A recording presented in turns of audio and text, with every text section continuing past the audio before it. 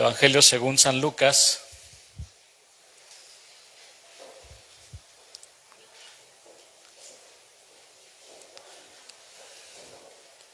Y como ustedes ya se dieron cuenta, hemos comenzado a estudiar la oración modelo de nuestro Señor Jesús. Lucas 11, versículo 1. Ahí encontramos la oración modelo.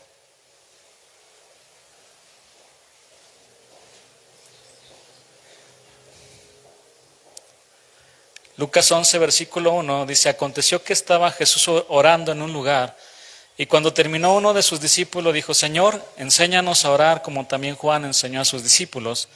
Y les dijo: cuando oréis, decid: Padre nuestro que estás en los cielos, santificado sea tu nombre, venga tu reino, hágase tu voluntad como en el cielo, así también en la tierra. Vamos a hacer una oración. Señor, te damos gracias porque nos permites estar aquí. Padre nuestro que estás en el cielo, santo es tu nombre, Señor. No hay ninguno como tú, Señor. Y hoy venimos a escuchar tus palabras, venimos a escucharte a ti, Señor, porque tenemos ese deseo de aprender, porque queremos aprender a orar, Señor, como tú. Y tú eres nuestro máximo ejemplo en todo, Dios. Gracias por permitirnos estar aquí. Bendice a mis hermanos, bendícenos con tu palabra el día de hoy. Te lo pedimos en el nombre de Jesús. Amén. Venga tu reino, hágase tu voluntad como en el cielo, así también en la tierra. Este es nuestro tema 6,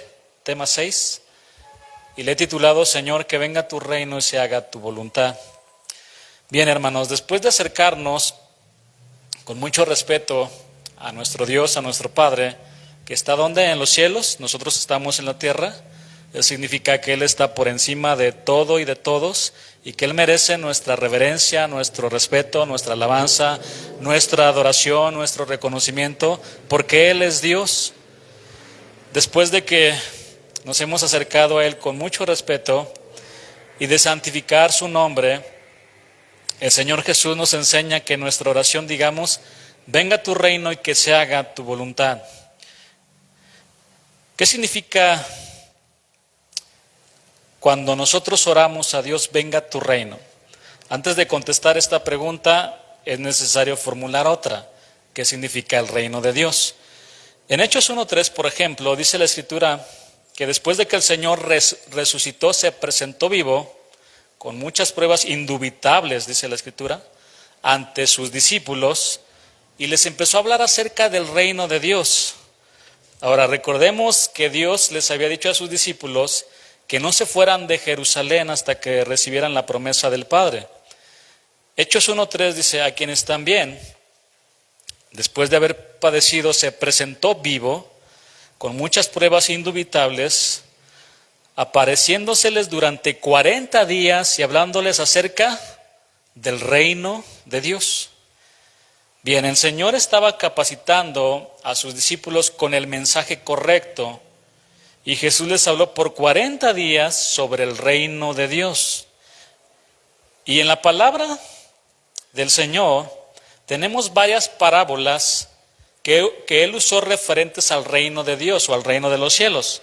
Voy a nombrarles algunas parábolas. Por ejemplo, la parábola del sembrador, la parábola del trigo y de la cizaña, la parábola de la semilla de mostaza, la parábola de la levadura, la parábola del tesoro escondido, la parábola de la perla de gran precio, la parábola de la red, la parábola del crecimiento de la semilla. Ahora, ¿qué es una parábola? Es una comparación que se utiliza de algunos relatos terrenales o naturales con la finalidad de ilustrar una verdad espiritual. Las parábolas de Cristo han sido llamadas historias terrenales con un significado celestial. Y este vocablo parábola proviene de un término griego que literalmente significa colocar al lado, tirar junto a. Una idea la pones sobre otra idea y haces una comparación para presentar una ilustración, tal como lo usaba Jesús. Básicamente consistía en una historia humana que ilustraba una lección espiritual.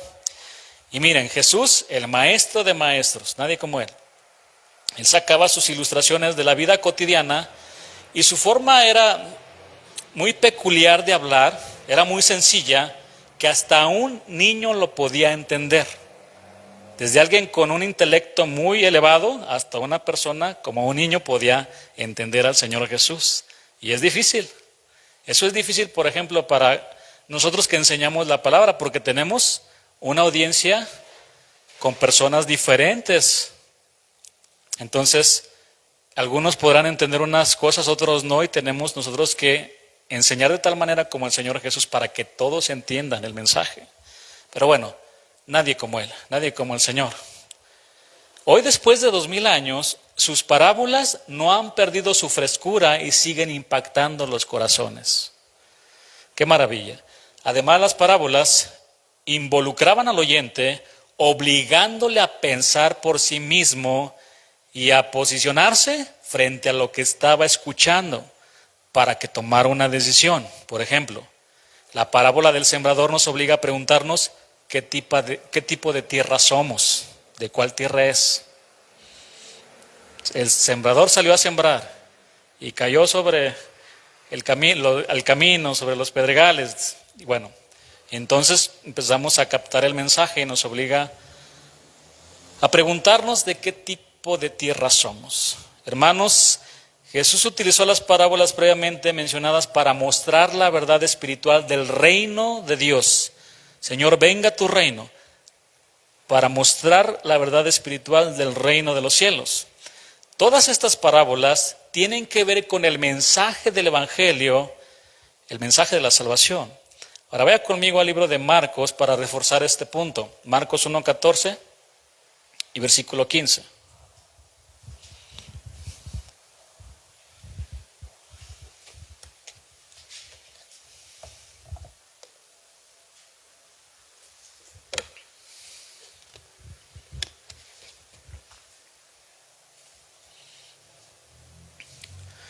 Después que Juan fue encarcelado, está hablando de Juan el Bautista, Jesús vino a Galilea predicando el evangelio del reino de Dios, diciendo: el tiempo se ha cumplido y el reino de Dios se ha acercado, arrepentíos y creed en el evangelio.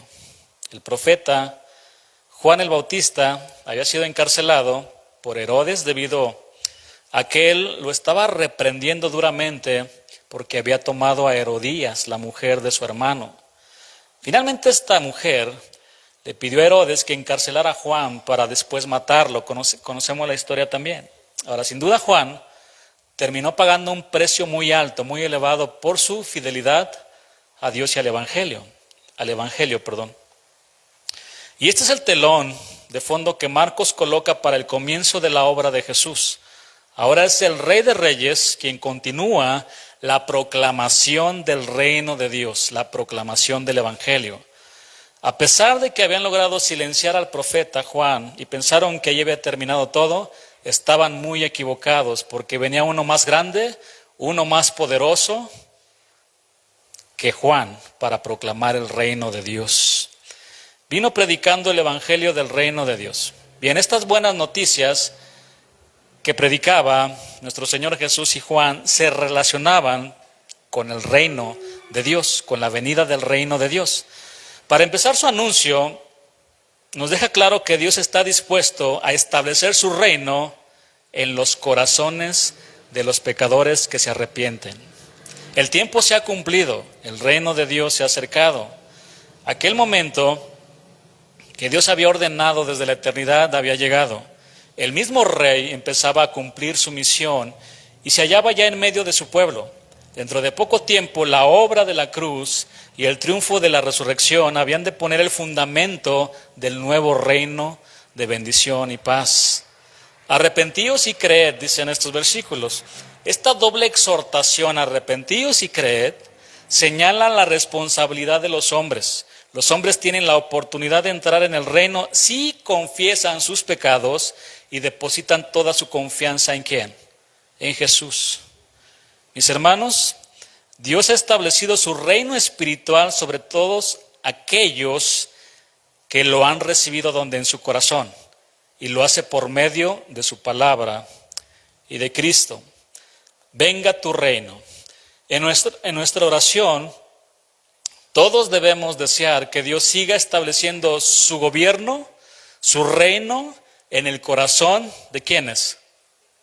De cada uno de nosotros y de aquellos que no lo conocen, de nuestros hijos, de nuestra familia, de los vecinos y también de los compañeros de trabajo, etcétera. El reino de Dios hace una referencia también, mis hermanos, a la morada de Dios en los cielos. Voy a pedirle que me acompañe a leer varios versículos para que vea conmigo que también se refiere a la morada de Dios en los cielos. Colosenses 1:13.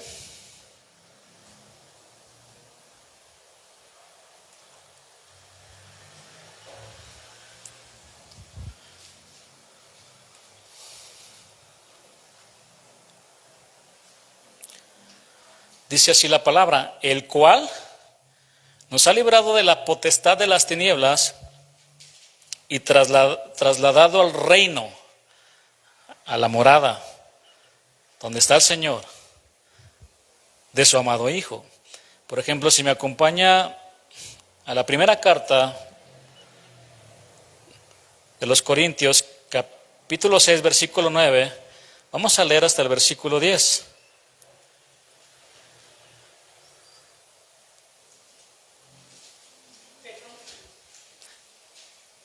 Primera de Corintios 6, versículo 9. Y miren, aquí vamos a encontrar la lista de todos aquellos que no heredarán el reino de Dios. Pero escuchen lo siguiente: si no se arrepienten y si no creen en el Señor Jesús. Porque todos venimos de ahí, indudablemente. ¿No sabéis que los injustos no heredarán el reino de Dios? Entonces, cuando hablamos del reino de Dios, hace una referencia también a la morada donde está nuestro Señor, al cielo, por así decirlo.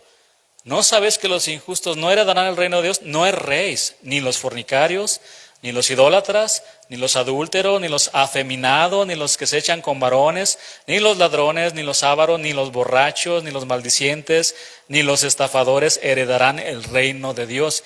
Y por eso, con mayor razón, mis hermanos, tenemos que estar orando por aquellas personas que no conocen del Evangelio. ¿Para qué? Para que el reino de Dios se establezca en sus vidas y en sus corazones, porque de otra manera tampoco heredarán el reino de Dios, que es estar con Él en su presencia. Vaya ahora conmigo a Gálatas 5:21.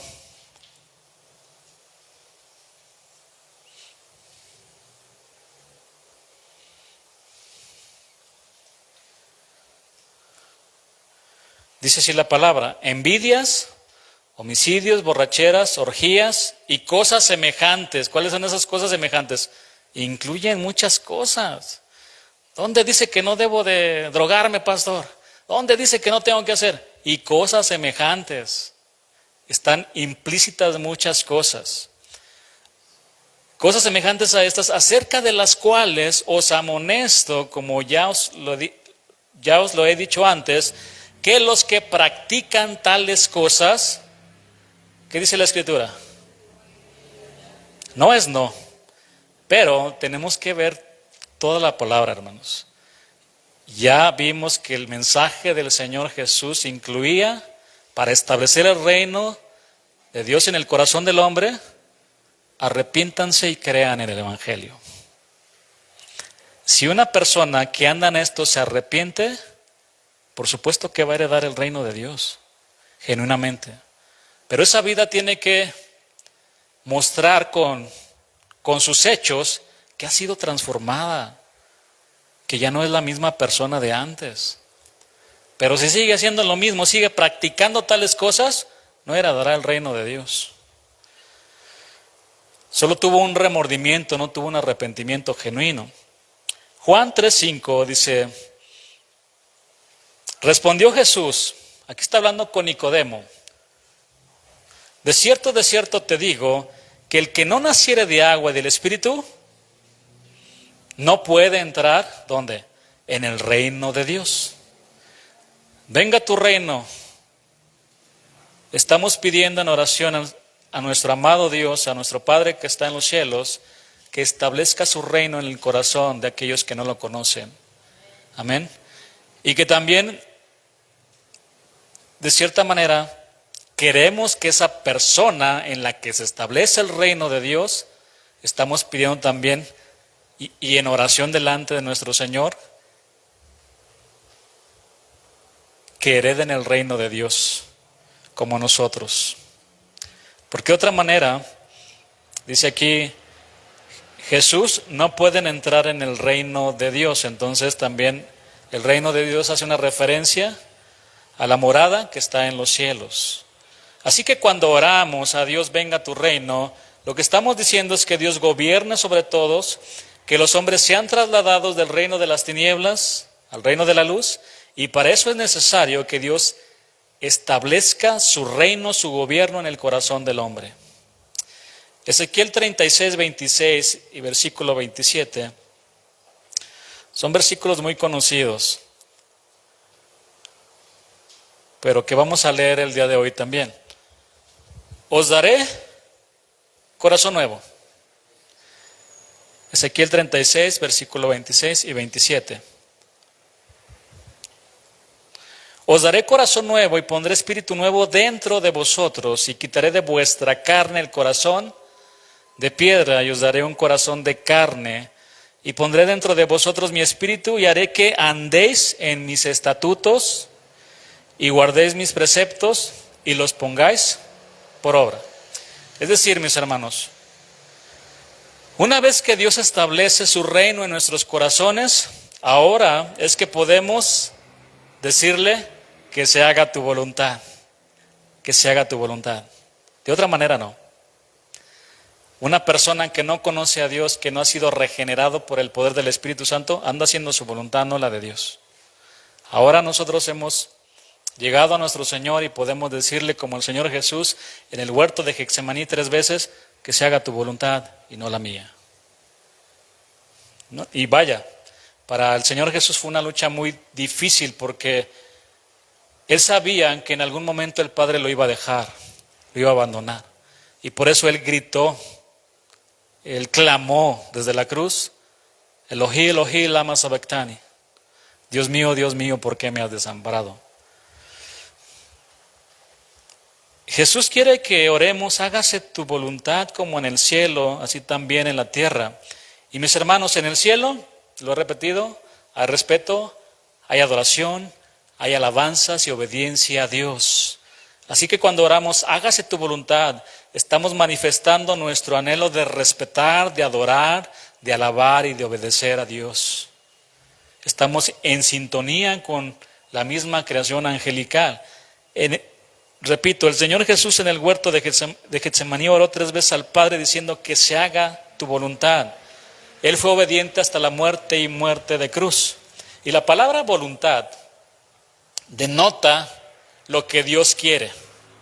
Y Dios Padre quería que su Hijo fuera a la cruz para que muriera por todos nosotros. El Hijo luchaba porque no quería experimentar el abandono del Padre en la cruz del Calvario. Pero ¿qué hizo nuestro Señor Jesús? ¿Se aferró a su voluntad? Como algunos de nosotros, la puso a un lado, hermano. La puso a un lado su voluntad. ¿Por qué? Porque quería agradar a Dios, a pesar de todo el dolor y lo que representaba. Al expresarle en oración a nuestro Señor que se haga su voluntad, le estamos diciendo que queremos ser obedientes a Él y a su palabra y agradarlo en todo. Cuidado cuando oremos, venga tu reino y que se haga tu voluntad. Miren, en la Escritura dice que todos nosotros podemos ser amigos de Dios. ¿Sí ha leído esa parte en la Escritura? Y les voy a llamar ahora amigos. ¿Y usted tiene amigos? A ver, levante su mano. Levante su pie. Diga amén. Si tiene amigos, verdaderos amigos. Pocos, ¿no? Yo creo que se pueden contar verdaderos amigos, pues puede ser. Pero ¿qué representa un verdadero amigo? Un verdadero amigo está dispuesto a decirte las cosas como van, ¿verdad? Por amor. Aunque pueda perder tu amistad. Oye, si estás haciendo mal. Es que, no, tú seguramente quieres que me vaya mal en la vida y me dices esto y esto. No, quiero lo mejor para ti. Pero una relación de amistad representa confianza, representa muchas cosas. Pero el Señor Jesús, ustedes serán mis amigos si obedecen lo que yo les digo. De otra manera no. Ni me digas amigo si no me obedeces. Tampoco me digas que me amas si no obedeces mis mandamientos. Es confrontante esto, ¿no? Pero nuestro Señor Jesús luchaba en su interior, pero Él fue obediente hasta la muerte y muerte de cruz y agradó a Dios Padre en todo, en todo. Cuando oramos que se haga la voluntad de nuestro Dios, comprometemos nuestros corazones con hacer su voluntad, aunque vaya en contra de nuestra voluntad. Y es ahí donde ya no queremos. Empezamos a jalar de un lado para otro y no, yo no puedo con esto, Dios tú bien sabes. Pero ¿qué dice la palabra? ¿Qué te digo yo en la palabra? Obedece, hijo. Me cuesta mucho obedecer, Dios. Vaya conmigo a Mateo 21, 28.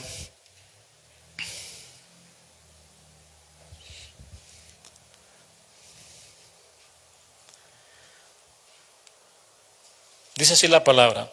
Pero ¿qué os parece? Dice el Señor Jesús. Un hombre tenía 2 hijos y acercándose al primero le dijo, hijo, voy a trabajar en mi viña. Respondiendo él dijo, no quiero, pero después arrepentido fue. Es decir, el primer hijo se negó a trabajar para su padre, no quería someterse a la voluntad de su padre, sin embargo después arrepentido fue. Respondió mal, pero hizo bien. Versículo 30, y acercándose al otro le dijo de la misma manera, y respondiendo él dijo, sí Señor, voy, y no fue. El segundo hijo respondió lo correcto y lo dijo con respeto, Señor, pero no hizo lo que dijo que haría, no obedeció. El segundo hijo dijo, yo iré Señor, pero no fue. Y estas personas, pues de cierta manera este ejemplo, mejor dicho, de este segundo hijo, representa aquellos que oran a Dios, hágase tu voluntad, pero en la práctica hacen lo que ellos quieren, hacen su voluntad. Y mire hermano, hay muchos asistentes dentro de las iglesias que imitan al segundo hijo. Admiten que la palabra de Dios es verdad. Dicen que aman la palabra, pero no la obedecen, no la respetan. Mantienen la apariencia externa de religión, pero sus corazones no están bien con Dios.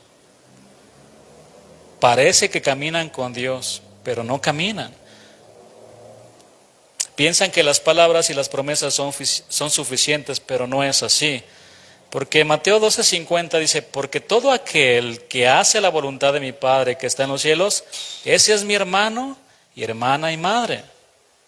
Y Mateo 7:21 dice, no todo el que me dice Señor, Señor entrará en el reino de los cielos, sino el que hace la voluntad de mi Padre que está en los cielos. ¿Y cuántos le dicen Señor, Señor y no obedecen al Señor?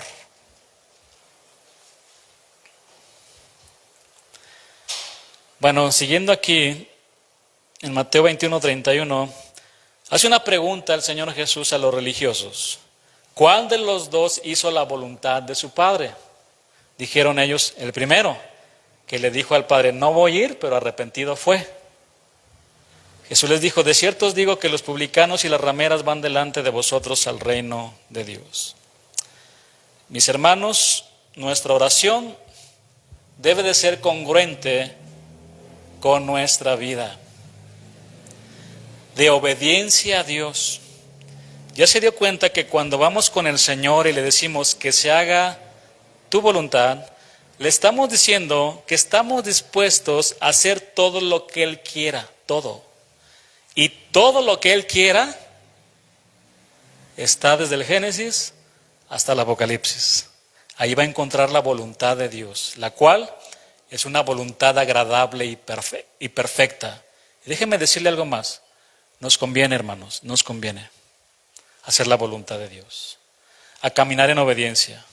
Pero a veces nuestra carne, hablaba con un hermano, nuestra carne nos quiere jalar el mundo, el pecado, para que seamos rebeldes, para que seamos desobedientes. Y para que cuando estemos en oración, simplemente nuestra oración sea de dientes hacia afuera. No, nuestra oración tiene que ser congruente, lo que nosotros estamos orando delante de Dios, con lo que estamos haciendo también en nuestra vida, en hechos y en práctica. Señor, que venga tu reino y se haga tu voluntad. Y les dijo, cuando oréis, decid, Padre nuestro que estás en los cielos, santificado sea tu nombre, venga tu reino, hágase tu voluntad, como en el cielo, así también en la tierra. Padre nuestro que estás en los cielos, santificado sea tu nombre. Señor, que tu reino venga a los corazones de todos los hombres, porque tu deseo es que todos procedan al arrepentimiento y que se haga tu voluntad como en el cielo, es decir, que podamos agradarle en todo lo que Él quiere, porque su voluntad siempre será agradable y perfecta. Amén.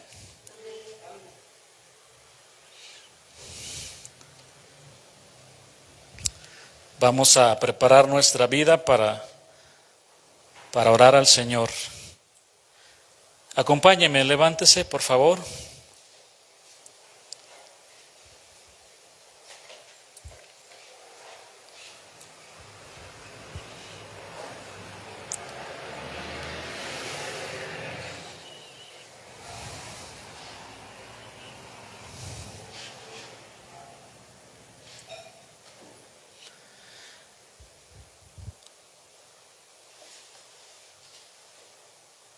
Y también en alguna situación que estemos enfrentando,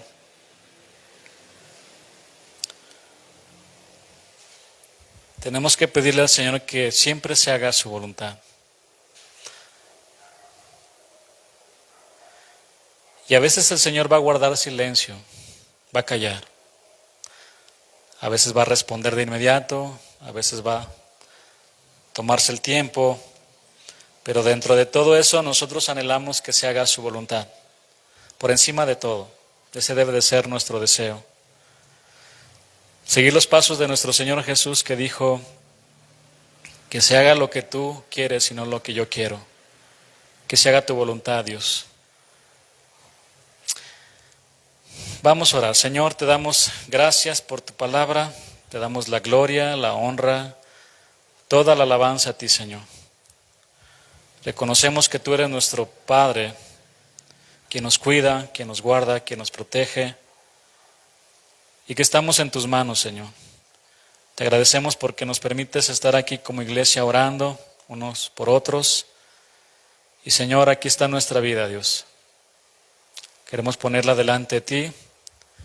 Y te damos gracias, Señor. Preparamos nuestro corazón, nuestra vida para orar por las necesidades de nuestros hermanos, Señor. Te damos gracias en el nombre de Jesús. Amén.